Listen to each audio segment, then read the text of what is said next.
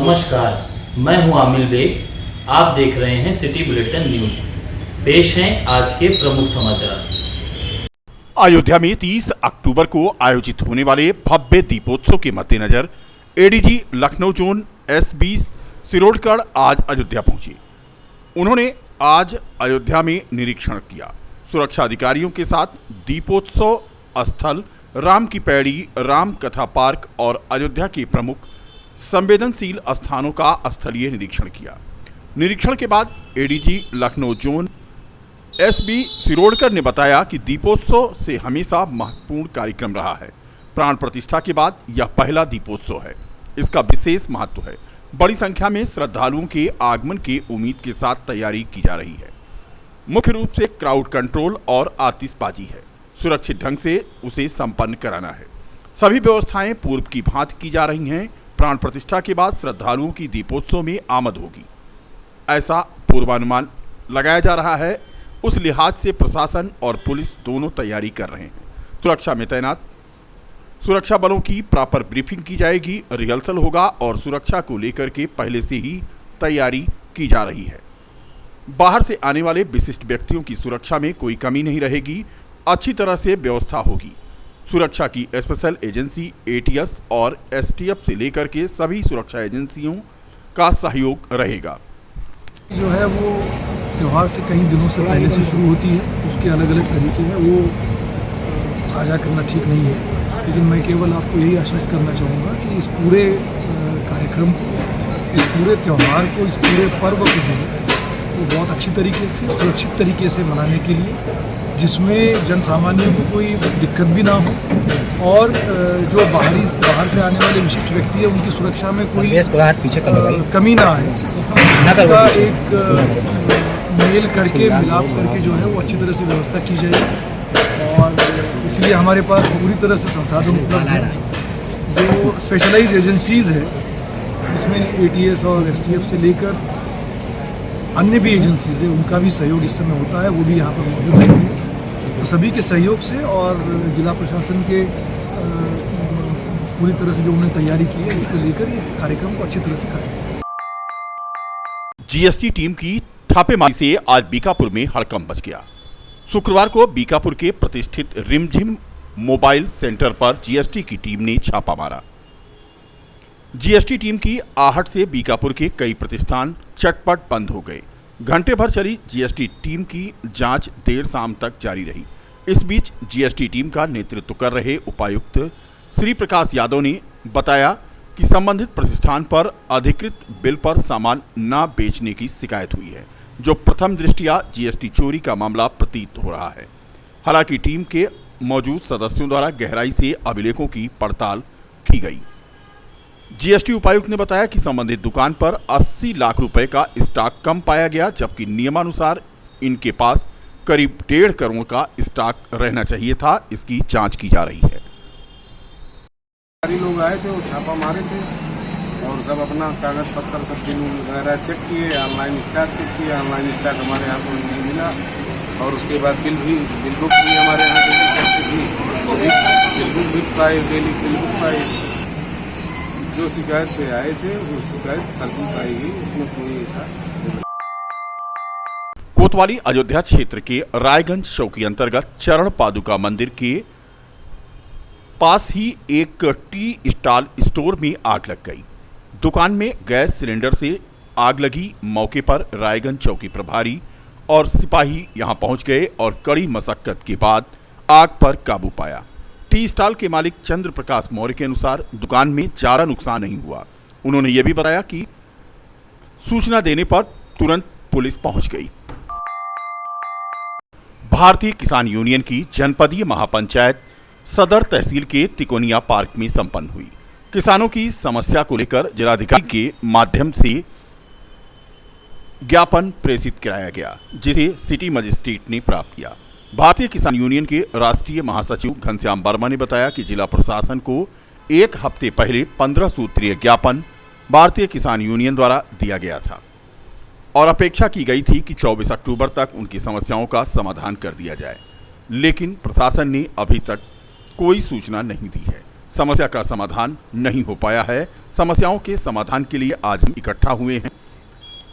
उन्होंने कहा कि उनकी मांगें जब तक मानी नहीं जाएंगी तब तक इसी तरह से पंचायत में मांगें रखी जाएंगी। हमारी जनपद की मासिक पंचायत है।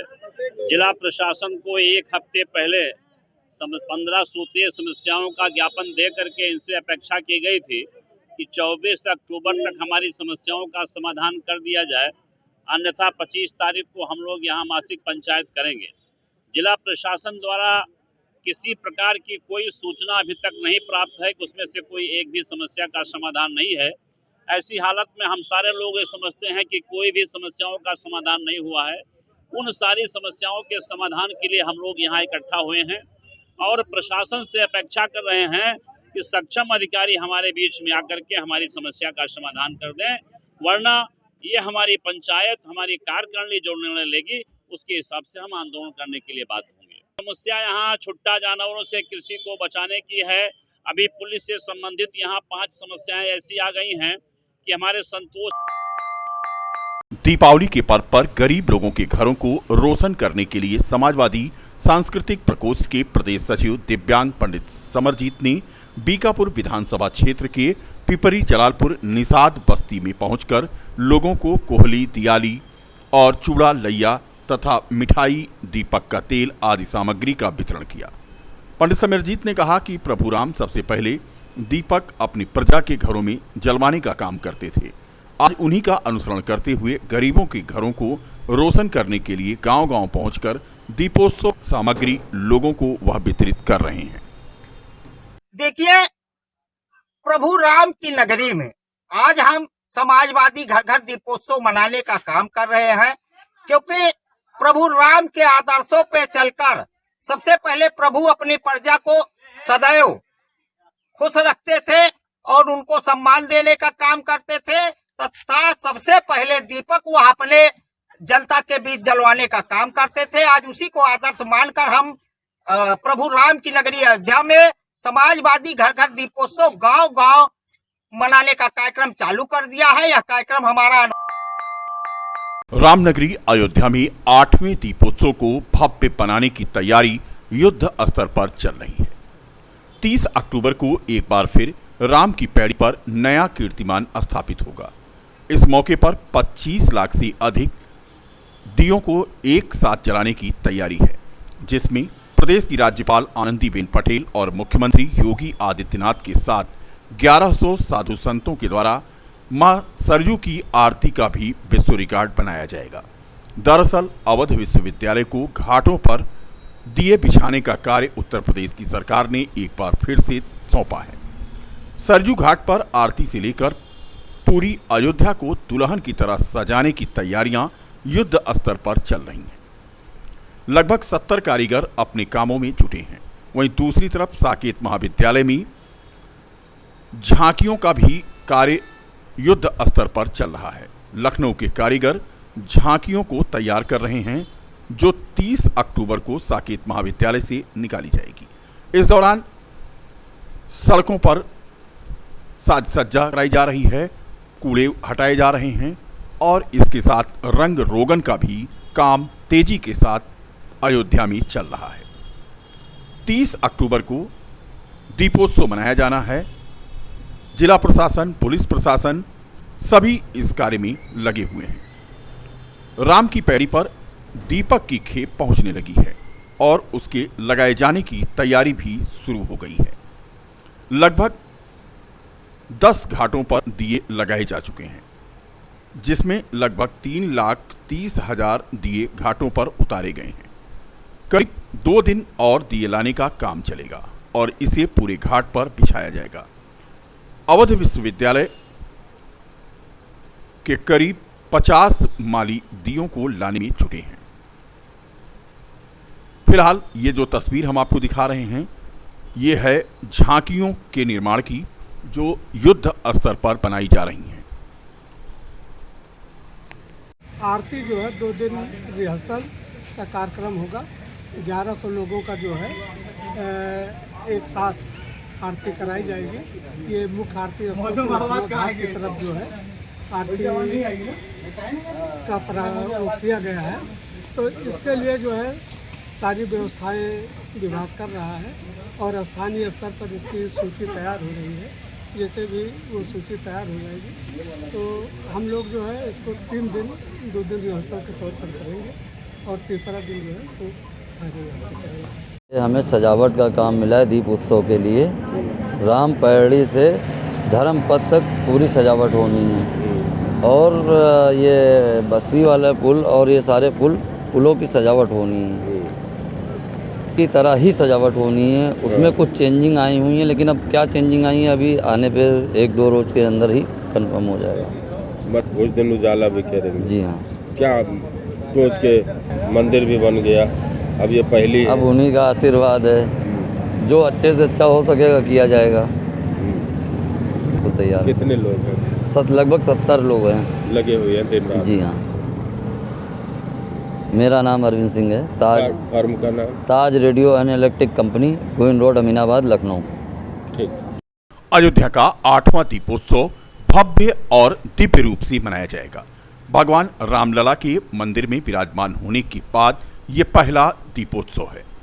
मुख्यमंत्री योगी आदित्यनाथ इसका खुद नेतृत्व कर रहे हैं। तैयारियां जोरों पर हैं। 55 घाटों पर 28 लाख दीयों को प्रज्वलित कर नया विश्व रिकॉर्ड बनाने की तैयारी की जा रही है। दीपोत्सव की तैयारी में डॉक्टर राम मनोहर लोहिया अवध विश्वविद्यालय के स्वयंसेवक जुटे हुए हैं और दीपकों की संख्या का निर्धारण हो गया है। बड़े पैमाने पर परियोजनाबद्ध रूप से कार्य हो सके, इसके लिए कार्रवाई चल रही है। 28 लाख दीपक प्रज्वलित किए जाएंगे।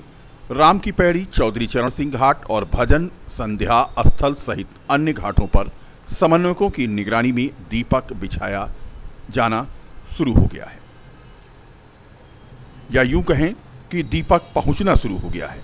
घाटों पर दीपक पहुंचने का काम कल से और तेज हो जाएगा। फिलहाल राम की पैड़ी पर साफ सफाई का काम आज युद्ध स्तर पर चलता हुआ नजर आया। मुख्यमंत्री कटेहरी से भारतीय जनता पार्टी के प्रत्याशी धर्मराज निषाद ने आज नामांकन करने के बाद एक जनसभा को संबोधित किया। हालांकि जनसभा को जब वो संबोधित कर रहे थे तो उनकी जुबान फिसल गई। उन्होंने हाथी निशान को जिताने की अपील कर डाली। हालांकि गलती का एहसास होते ही उन्होंने सॉरी बोलकर अपना भाषण जारी रखा। बता दें कि धर्मराज निषाद 3 बार विधायक रह चुके हैं और वो भी बसपा की। करके और 13 तारीख को जो है बटन दबाएंगे और 23 को यहाँ पर जो है हाथी निशान और कमल